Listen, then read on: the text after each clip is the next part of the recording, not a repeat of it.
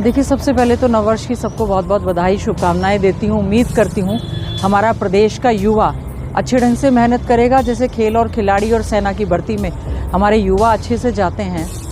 Doctor Ajay Chautala तो सरकार का हिस्सा स्वयं भी रहे हैं, उनको पूरा इस बात का ध्यान रखना चाहिए।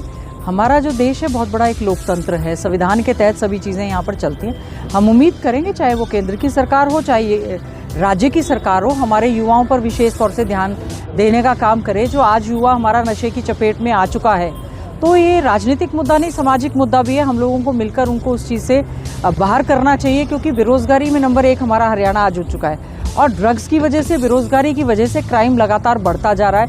ये एनसीआरबी के आंकड़े बताते हैं। मैं समझती हूँ सरकार को जिम्मेवारी लेते हुए युवाओं को, चाहे उनके स्वरोजगार के लिए या सरकारी नौकरी के लिए, उनको संसाधन देने चाहिए।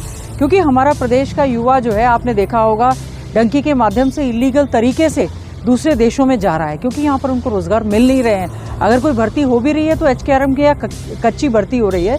तो मेरा तो कहना यह है कि सरकार को इसका संज्ञान लेना भी चाहिए। और मैं नहीं समझती कि इस तरह से, हाँ, हमारे युवाओं को अपने हकों की लड़ाई के लिए सड़कों पर ज़रूर उतरना चाहिए।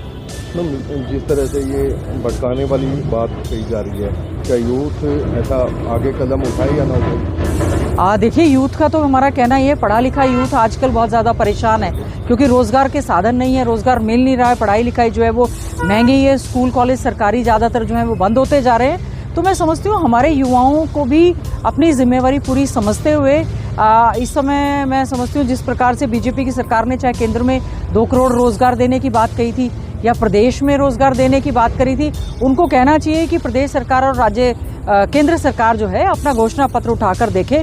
और इस तरह से देखिए, लोकतंत्र में प्रेशर ग्रुप तो होते ही हैं, राजनीतिक दल भी होते हैं, उसके साथ साथ प्रेशर ग्रुप होते हैं। बिल्कुल इस तरह का प्रेशर करना चाहिए कि धर्म जाति बिरादरी के नाम का जहर घोलने की बजाय, मैं मंदिरों के खिलाफ नहीं हूँ, अच्छी बात है, मंदिर बनाएं, लेकिन शिक्षा के मंदिरों की ओर भी पूरी तरह से ध्यान दिया जाना चाहिए। और युवाओं की इस लड़ाई में हम बिल्कुल मजबूती के साथ युवाओं के साथ खड़े हैं। और आने वाला जो हमारा विधानसभा का सत्र होगा, बजट सत्र होगा, उसमें भी हमने इस बार भी, अगर आपने देखा होगा, शीतकालीन सत्र में इस बात को हमने उठाने का काम किया था कि आज हमारा युवा जो है उनके हकों पर डाका सरकार मारने का काम कर रही है।